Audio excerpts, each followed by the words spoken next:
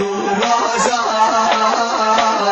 Zaten benim kıtne dayı, bazılarımız uğrar.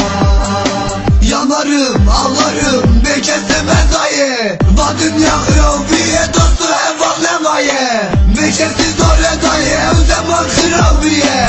Sen zalimin hediye, kesfi derdini zane. Kaçıncı bu isyan edişim, kaçıncı söyle. Dert kederle doluyum, hayatım oldu bir hale. Çığlık çığlığa uyanıyorum ben her gecemde. En başından anne dedim, bugün konu anne. Sadece annem başucundaydı, dostlarım nerede? İyi günde herkes dostum olur değil mi anne? Hangi birini anlatayım bilmiyorum ben de. Şimdi zaman değişmiş anne, insan dolu böyle.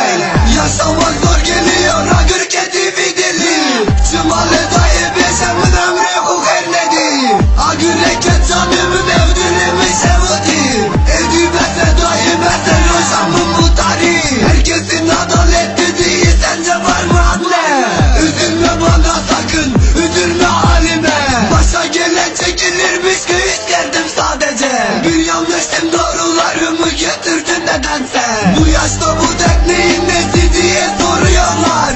Anlatsam anlamazsın, önce yaşaman lazım. Yaşım henüz 18 ama 40 yaşında aklım. Bu satırlardan sonra belki beni anladın. Anne senin deli oğlum düşmüş yine dertlere.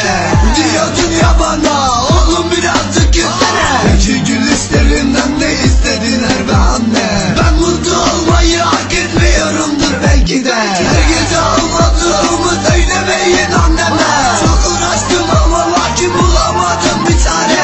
Böyle gelmiş böyle geçecek hayat neticede. Benim için dünya bir yana, sen bir yana anne. Dayı ve kesme dünyayı. Evde dedim da derdi dünyayı. Ne sıraktı varının vuracak. Zaten kıne dayı, bazılarımız uğrar. 2013 ben Azizcan, rapinde derman.